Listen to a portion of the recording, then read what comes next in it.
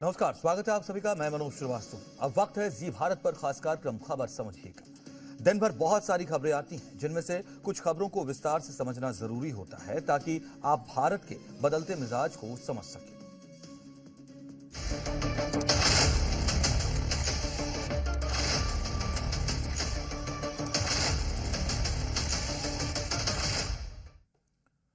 हिंदू बेटियों के कुछ गुनहगारों को तो सबक मिल गया, लेकिन कुछ का हिसाब अभी बाकी है। जिनका हिसाब बाकी है वो उस छलावा गैंग से जुड़े हैं जो अपनी पहचान छिपाकर धर्म परिवर्तन वाला खेल खेल रहे हैं। यूपी के लखनऊ और एमपी के सागर में इस गैंग के 2 सदस्यों ने हिंदू बेटियों पर ऐसा अत्याचार किया कि वो मौत के मुहाने पर पहुंच गए। अब छलावा गैंग के खिलाफ हिंदुओं का आक्रोश फूटने लगा है।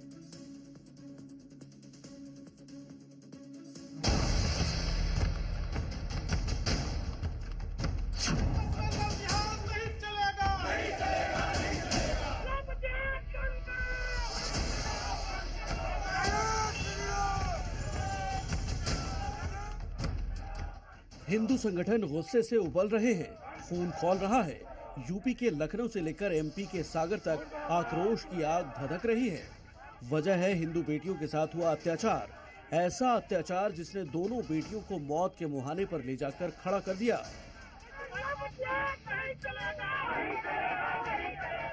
हिंदू संगठनों के गुस्से की वजह है छलावा गैंग। वो गैंग जो पहचान बदलकर हिंदू बेटियों का धर्म परिवर्तन कराने का गंदा खेल खेल रही है।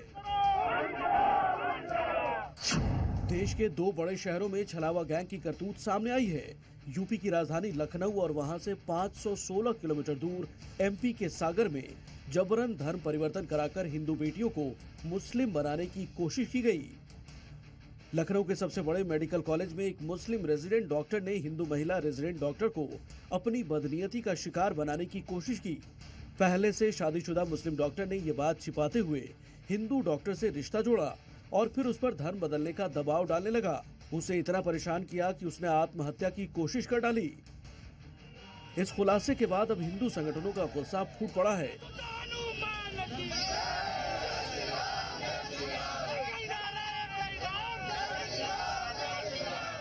पीड़ित महिला रेजिडेंट डॉक्टर गंभीर हालत में अस्पताल में भर्ती है और हिंदू संगठन अब आरोपी डॉक्टर को बर्खास्त करने की मांग कर रहे हैं।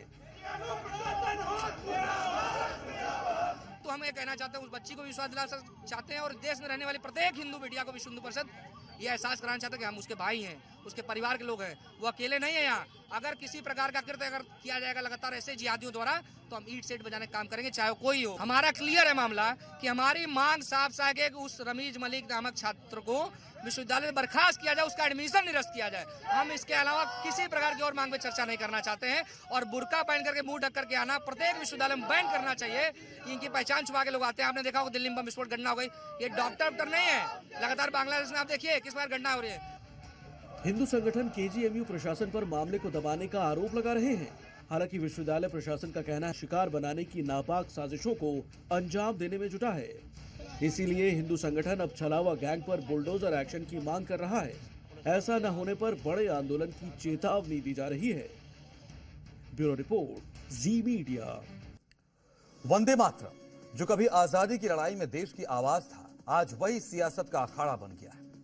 यूपी विधानसभा से लेकर सड़क तक राष्ट्रवाद और मजहबी आपत्ति आमने सामने आ गई।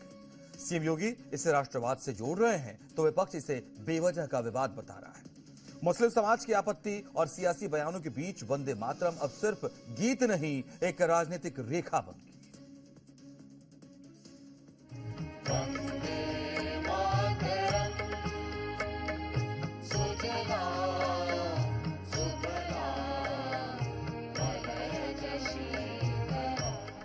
वंदे मातरम का विरोध कर रहे हैं, उन्हें देशवासियों से माफी मांगनी चाहिए।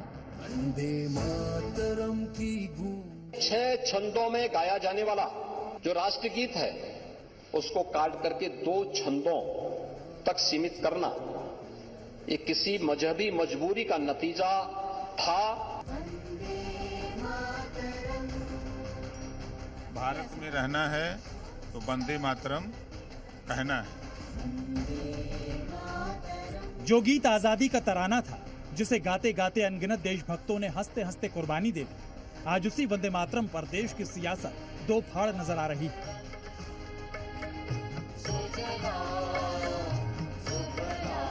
मुस्लिम समाज गीत को लेकर ऐतराज जता रहा है, लेकिन सीएम योगी ने दो टूक कह दिया कि राष्ट्र की चेतना गिरवी रखने की ये बड़ी साजिश है। 6 छंदों में गाया जाने वाला जो राष्ट्रगीत है उसको काट करके 2 छंदों तक सीमित करना ये किसी मजहबी मजबूरी का नतीजा था या सत्ता बचाने के लिए राष्ट्र चेतना को गिरवी रखने की एक सुनियोजित साजिश। यूपी के सदन में जब वंदे मातरम पर चर्चा शुरू हुई तो सीएम योगी का बेबाक और राष्ट्रवाद की छवि वाला अक्स नजर आया। वंदे मातरम को लेकर सीएम योगी ने सीधे सीधे कांग्रेस पर निशाना साधा। भारत की आजादी के संघर्ष को दिशा देने वाले मंत्र वंदे मातरम कांग्रेस की तुष्टीकरण की राजनीति का पहला और सबसे बड़ा शिकार बनी थी। सदन में वंदे मातरम पर चर्चा ने जोर पकड़ा तो सीएम योगी ने विपक्ष से माफी मांगने की बात की। तो समाजवादी पार्टी नेता शिवपाल यादव ने साफ कहा कि बेवजह इस विवाद को तूल दिया जा रहा है।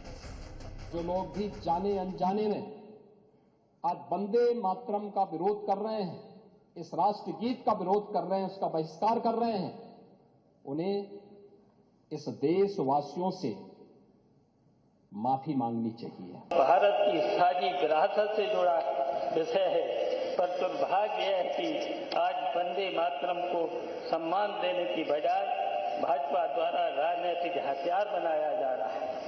वंदे मातरम कहने से पहले हम यह भी याद रखना होगा कि भारत माता केवल नारे से नहीं, न्याय, समानता और भाईचारे से मजबूत होती है। और तो और योगी सरकार में मंत्री ओपी राजभर ने तो साफ साफ कह दिया कि यूपी में रहना है तो वंदे मातरम कहना होगा। भारत में रहना है तो वंदे मातरम कहना है। 150 साल हो गए, 150 बार सपा की सरकार रही, 60 साल कांग्रेस की सरकार रही, कभी सदन में इस पे चर्चा किया है लोगों ने? आज चर्चा के माध्यम से आम जन को ये बताने की जरूरत महसूस हो रही है कि उनको भी इस बात की खबर हो, जानकारी हो। जनता के मुद्दों पर छोड़ के ओम प्रकाश राजभर जी ने भी उसी तरीके का हथकंडा अपना लिया जो भारतीय जनता पार्टी अपनाती है। ओम प्रकाश राजभर जी भी उन्हीं की कैबिनेट का हिस्सा है।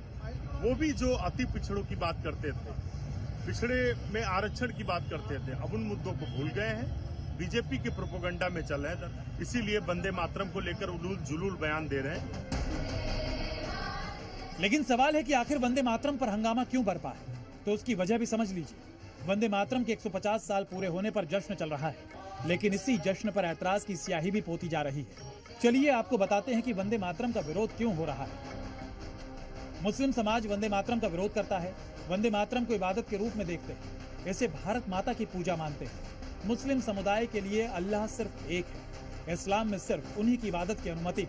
उत्तर प्रदेश के मंत्री जी ने कहा है कि ये भारत में रहना है तो वंदे मातरम कहना है, तो राजभर जी को चाहिए कि पूरे प्रदेश में एक गाइडलाइन तय कर दें कि सभी जगह वंदे मातरम कहना होगा, क्योंकि उनके पास पावर है। सिर्फ इस तरह से बयान देने से ही काम नहीं चलेगा।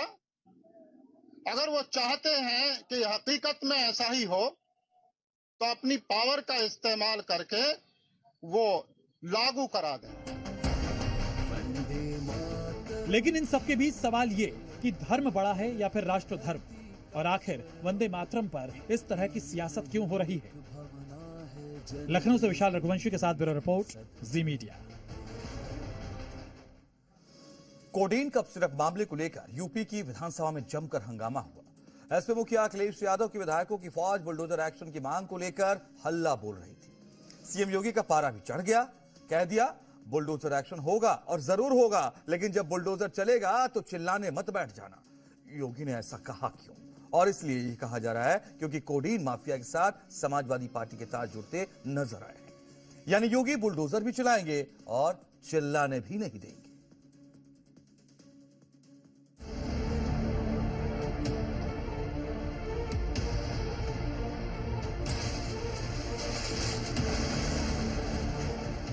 जो माफिया है उन पर बुलडोजर चलना चाहिए। चिंता मत करिए, समय आने पर बुलडोजर एक्शन भी, उसकी तैयारी भी रहेगी। पूरी सरकार लगी है कि उसको और कैसे बचाया जाए। इस मामले में कोई भी अपराधी छूटने नहीं पाएगा। जितने लोग हैं उन सब पे बुलडोजर चलना चाहिए। बुलडोजर एक्शन भी, उसकी तैयारी भी रहेगी। उस समय चिल्लाना मत।